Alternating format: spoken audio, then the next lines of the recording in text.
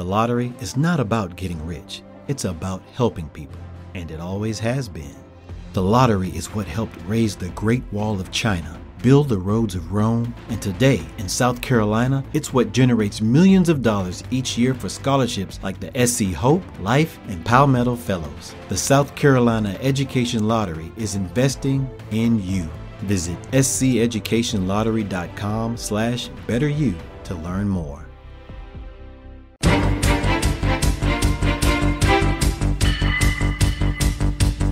Mañanas en Libertad, con Luis del Pino. 8 y un minuto, 7 y un minuto en las Islas Canarias. Vamos con las noticias de las 8 con la ayuda de doña Carmen Carbonell. Comenzamos el repaso de este bloque de noticias con los últimos datos que se han conocido sobre la gestión de la catástrofe de la Dana. El 29 de octubre, una trabajadora de la EMET llamó a emergencias de la Generalidad Valenciana a las 12:05 del mediodía para informar que no enviarían más avisos de emergencia. De esta manera confirmaba la previsión de lluvias y se reafirmaban en su pronóstico. En el audio de la conversación que les ofrecemos a continuación, la meteoróloga señala que las precipitaciones máximas se desplazarían hacia el norte y hacia el interior de la provincia. Ya, en principio, no vamos a marearos con más avisos. Se han confirmado los de la mañana, pero no hemos hecho cambios, salvo creo que algo marítimo, porque si no, no me hubiese dejado confirmar lo de la mañana, ¿vale? Sé que ha sido un poco jaleo, hemos ido subiendo naranja, rojo. Bueno, vamos ahora a hacer el estudio de por qué hemos ido emitiendo en escala y no todo junto. Vale. Y bueno, para marearos menos. Y bueno, la cosa es, pues eso, lo previsto, ¿no? De que las precipitaciones máximas irán yendo hacia el norte y sobre todo hacia el interior. Vale. Desde la Generalidad Valenciana han señalado que esta llamada no transmitía ni urgencia ni preocupación y por su parte la EMET defiende que su predicción fue acertada, ya que las lluvias se desplazaron pero provocando antes crecidas y desbordamientos. O sea, durante 2 horas y media la Confederación Hidrográfica del Júcar estuvo sin informar a emergencias de la crecida en el Barranco del Pollo. Ahora nos enteramos del audio en el que una trabajadora de AEMET le dice a emergencias que, bueno, no nos vamos a marear con más avisos, las lluvias se están yendo para el norte. Ajá.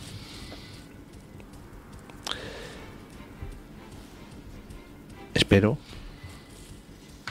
que los jueces, que en estos momentos en el Supremo tienen varias denuncias presentadas, pues no se atrevan a desestimar esas denuncias con cualquier excusa barata. Espero que se abra una investigación penal exhaustiva sobre todos los errores que hicieron posible que murieran 220 personas. Y cuando digo todos, digo todos. Digo los errores derivados de posturas ideológicas demenciales que llevaron, por ejemplo, a no acometer las obras hidráulicas que hubieran impedido lo que sucedió, o por ejemplo que llevaron a no permitir la limpieza de los cauces de los ríos, lo cual agravó lo que sucedió. También los errores durante ese día, por ejemplo, que no se informara desde la Confederación Hidrográfica del Júcar durante 2 horas y media de la crecida en el Barranco del Pollo. ¿Por qué no se informó?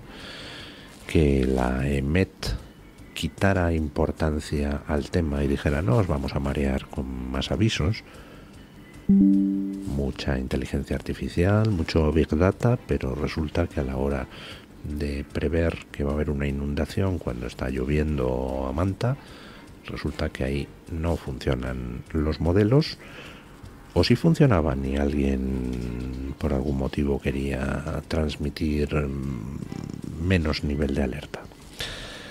¿Por qué el propio Servicio de Emergencias Valenciano no avisó antes de la que se avecinaba?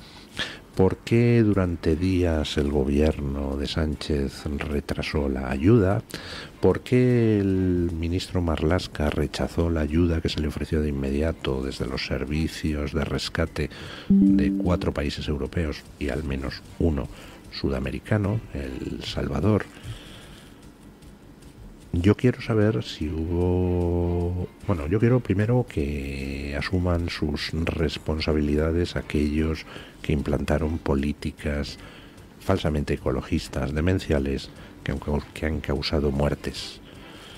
Segundo, quiero que se revisen los protocolos de actuación y de coordinación entre organismos, porque se nos vendió esta mierda de Estado autonómico diciendo que era para acercar la gestión al ciudadano, y lo que estamos viendo es que el caos competencial, el yo me quito de en medio, que decida otro, el pasarse la pelota de un lugar a otro, para lo único que sirve es para multiplicar los puestos políticos de gente. Por ejemplo, el que preside la Confederación Hidrográfica del Júcar es un ex concejal socialista. Pero desde luego para acercar la gestión al ciudadano, nada de nada. Y yo quiero que se averigüe judicialmente si hubo retraso deliberado de la ayuda.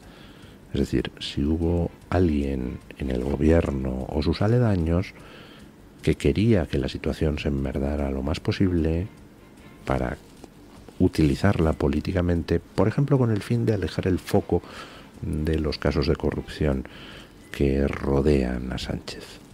Quiero que la justicia averigüe todo eso y espero que las denuncias que hay presentadas, que son muchas, pues hombre, se criben adecuadamente, es decir, se tiren a la papelera las denuncias basuras, pero las que no lo son se admitan a trámite y que, por supuesto, no se dé la dirección de la acusación popular a nadie que lo que pretenda sea tapar el asunto. En fin, ayer se producía un pronunciamiento del Tribunal Supremo, pues que tiene su importancia, y tiene su importancia porque está relacionado con todo el tema del proceso separata, aunque no forma parte del proceso separata, y ese aspecto es crucial a la hora de explicar la resolución que ha emitido el Tribunal Supremo. Escuchen. El Tribunal Supremo confirma la condena a prisión e inhabilitación de la expresidenta de Junts, Laura Borràs. De esta manera, declara culpable a Borràs por adjudicar de forma irregular a un conocido la elaboración de la página web de la Institución de las Letras Catalanas durante su etapa como directora de ese organismo entre los años 2013 y 2018. Laura Borràs fue condenada a 4 años y medio de prisión, a 13 años de inhabilitación y a una multa de 36.000 euros. Además, el Tribunal Supremo ha rechazado la petición de Laura Borràs de que se le aplique la ley de amnistía, ya que los hechos condenados no guardan relación alguna con el proceso independentista catalán, sino que responden a la adjudicación irregular a un conocido, pagando su labor con dinero público. Básicamente lo que la señora Laura Borràs hizo fue regalarle a un amigo 230.000 euros fraccionando una serie de contratos absolutamente injustificados, porque era su amigo. Entonces resulta que se la denuncia, empieza la justicia a investigar y dice esto es una chorizada y la condenan a prisión e inhabilitación. Laura Borràs recurre, y entonces recurre diciendo que es verdad que esos contratos no eran parte del proceso, no tenían nada que ver con nada relacionado con el proceso, ni con referendos fake, ni con ocupación de puestos públicos para tratar de hacer propaganda del proceso, pero que, hombre, pues ella era una figura relevante y por tanto pues hay que enmarcar esos contratos también dentro del proceso. Y el Tribunal Supremo le ha dicho que, en fin, que se compre un Cohiba y se lo fume. Por cierto, Cohiba. Ahí hay una curiosa inversión de las palabras, porque en el lenguaje nativo original la planta se llamaba coiba y tabaco se llamaba al cilindro que se hacía enrollando la planta y que uno se fumaba. Mientras que ahora lo tenemos al revés. Tabaco es la planta y coiba pues es una marca de puros, ¿no? Pero bueno, esto es una chorrada lingüística que me ha venido a la mente en este momento, y para una chorrada lingüística de MS pues tendré que aprovecharla, qué narices.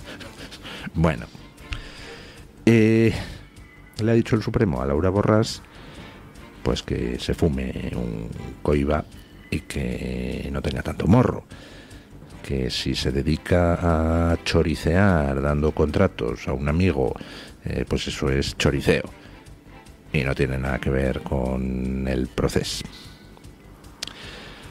Así que penalmente pues Laura Borràs no puede estar cubierta por la amnistía. Hablamos de un caso evidente de malversación y según toda la legislación, tanto europea como española, pues no cae bajo el paraguas de la amnistía de ninguna de las maneras. Porque la legislación europea no permite indultar malversaciones y porque según la propia ley de amnistía, pues esto de Laura Borràs no cae, no lo cubre, porque no estaba relacionado con el proceso ese choriceo particular. Pero claro, Laura Borràs, pues hombre, ha sido presidenta de Junts. Laura Borràs ha sido una figura notoria dentro del proceso separatista. Y por tanto, Laura Borràs, que trató de atrincherarse en su puesto de presidenta de Junts cuando salieron todos los datos sobre la corrupción y que ha tratado de echar mano del proceso para ver si el Supremo desestimaba la condena contra ella, pues es una figura conocida dentro del ámbito separatista. Y ya saben ustedes que los separatistas, pues hombre, tienden a ser muy inclementes los unos con los otros, pero bueno, si pueden echarse una mano para liberarse de algún marrón, pues también lo hacen, porque hoy por ti, mañana por mí, esas cosas. Así que vamos a ver qué es lo que pasa con esta condena a Laura Borràs, porque me supongo que, aunque la condena lleva aparejada cárcel, pues esta señora recurrirá al Tribunal Constitucional presidido por ese señor llamado Cándido Conde Pumpido, que es magistrado del Constitucional gracias al pacto entre el PP y el PSOE. Vamos a ver qué pasa con ese recurso. Ya saben que el Constitucional está admitiendo todos los recursos de Sánchez y de sus socios directos y expresos. Así que, pues veremos si no admite también el recurso de Laura Borràs y veremos cómo resuelve ese recurso. Y si no, ¿tienen ustedes dudas de que si Puigdemont le pide a Sánchez que indulte a Laura Borràs, Sánchez la indulta? De hecho, pues a lo mejor era una vía bastante más rápida, porque el Supremo, bueno, que si recurres, que si patatín, que si patatán, si el Supremo pues también en esto es descarado, pues todavía más descrédito. ¿Para qué tanto rollo? Indulto y fuera, ¿no? En fin. ¿Cuánto tiempo lleva Vox advirtiendo en contra de la avalancha migratoria propiciada por el Partido Socialista y el Partido Popular? ¿Cuánto tiempo lleva Vox advirtiendo de las consecuencias sociales de esa avalancha de ilegales? ¿Cuánto tiempo lleva Vox advirtiendo del negocio brutal que hay detrás de todo eso? De cómo la inseguridad se está disparando, de cómo las mujeres ahora son muchísimo menos libres gracias a toda esa avalancha migratoria. Bueno, pues continúan poniéndose sobre la mesa los datos concretos de hasta qué punto el problema es grave. Escuchen. Les hablamos ahora de los datos que está dejando el balance de criminalidad del Ministerio del Interior, que se publicó el pasado fin de semana, con cifras alarmantes. Por ejemplo, en el caso de Málaga, las violaciones han aumentado un 264% en 7 años, pasando de 48 denuncias en 2017 a 175 en el año 2023. Para que se hagan una idea, en total, el año pasado se denunciaron 838 delitos contra la libertad sexual, incluyendo desde el exhibicionismo hasta agresiones graves. La policía denuncia denuncia que el aumento de casos supera la capacidad de los agentes para atenderlos adecuadamente. Actualmente en Málaga el ratio es de un policía por cada 80 víctimas de la llamada violencia de género. Ante estos datos, el partido Vox, a través de su grupo en Málaga, ha denunciado en la red social Twitter que las políticas de fronteras abiertas condenan a los malagueños a la inseguridad y a la criminalidad. Antes hablábamos de cómo es posible que haya extremeños que voten a un partido socialista que tiene a Extremadura bajo la bota, que condena a Extremadura al subdesarrollo ferroviario mientras le da préstamos a Marruecos de 740 millones de euros para modernizar sus trenes, de un partido socialista que se manifiesta en Almaraz en contra del cierre de la central nuclear mientras en el Congreso vota a favor de cerrarla, etcétera, etcétera, etcétera. Nos preguntábamos, ¿cómo es posible que haya alguien que vote al Partido Socialista en Extremadura? Bueno, pues lo mismo nos podríamos preguntar con respecto a las mujeres. ¿Cómo es posible que haya mujeres que voten al Partido Socialista, a Podemos, a Sumar? ¿Cómo es posible que haya mujeres que voten a un partido que hace que en toda España se hayan más que triplicado las agresiones sexuales a mujeres en solo 7 años? Un partido que en Málaga, como estamos viendo en la noticia, ha conseguido que casi se cuadrupliquen las violaciones. ¿Cómo es posible que haya mujeres que continúen comprando esa basura de discurso de que el PSOE es un partido feminista o que Podemos es un partido feminista? Quien ha soltado a violadores a la calle, quien ha reducido la condena a violadores, son Irene Montero y Pedro Sánchez. Quien está propiciando esta avalancha de inmigración irregular que está redundando en que cada vez sea más habitual que una mujer sea violada, a veces en manada, pues son el Podemos y Sumar y los partidos separatistas y Pedro Sánchez, vamos, el PSOE y el Partido Popular. Ojo, en este tema de la avalancha migratoria está con el PSOE como parte de esa coalición no expresa que gobierna España. Recordemos que Moreno Bonilla, ese señor que lo mismo podría estar en el PP que en el PSOE, que en Podemos o en lo que se tercie, pues decía no hace mucho que él tenía un corazón así de ancho para que le mandaran más menas. Pues no sé, supongo que podrá explicar el señor Moreno Bonilla a las mujeres violadas en Andalucía cómo de ancho tiene el corazón, ¿no? ¿Qué quieren que les diga? ¿Cómo puede haber mujeres que voten al Partido Socialista? Es que es absolutamente increíble.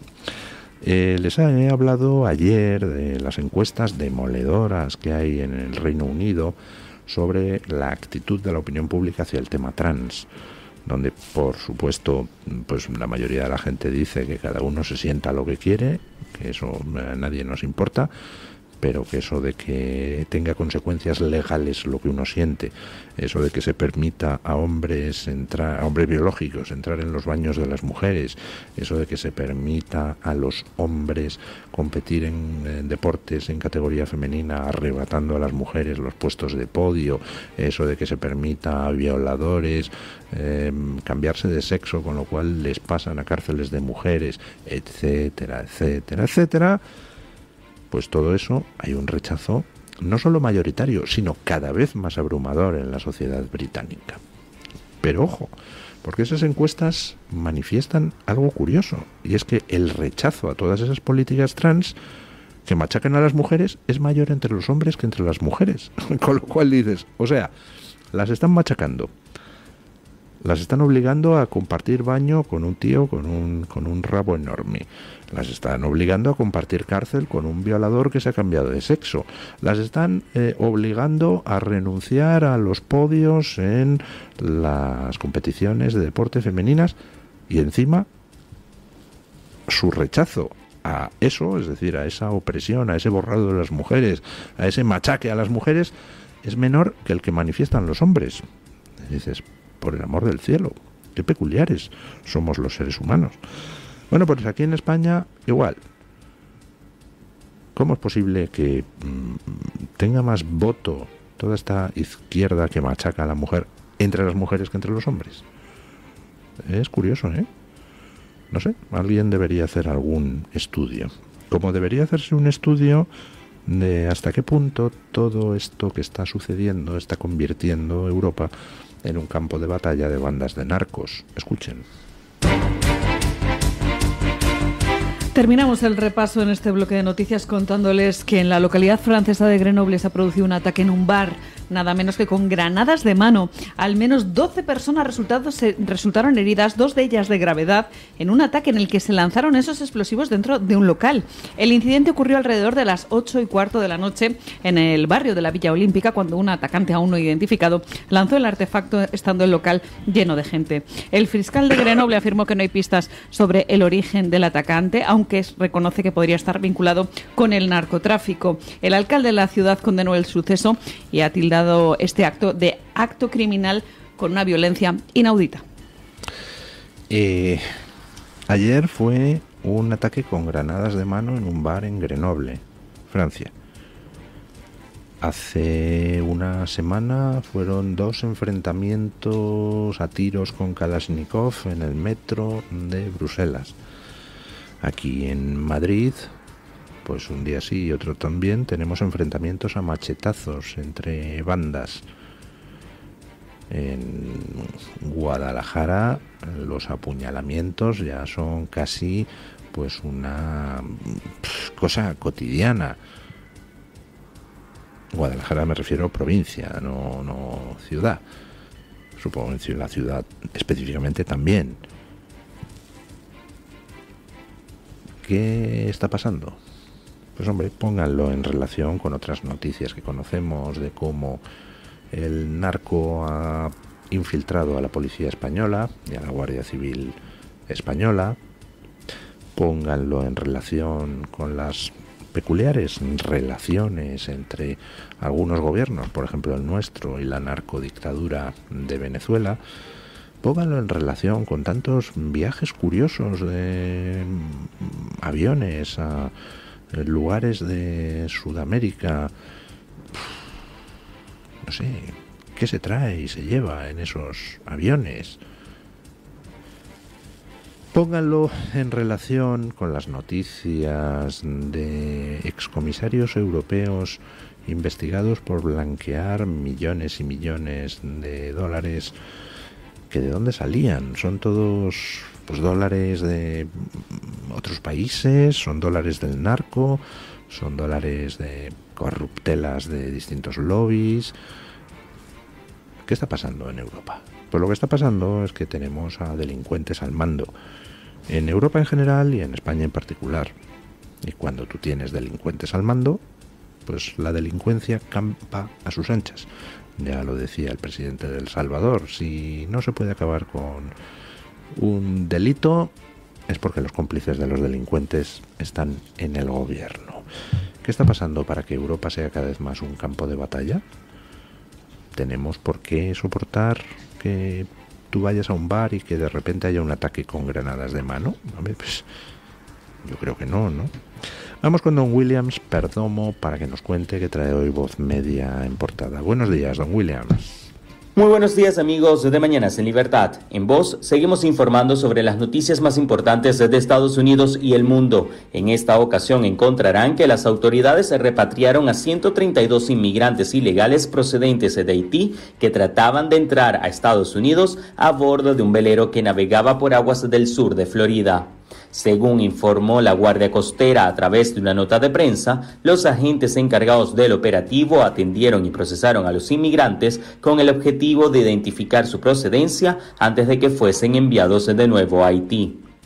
Entre tanto, el Senado confirmó a la ex representante Tulsi Gabbard como la nueva directora de Inteligencia Nacional con una votación 52-48.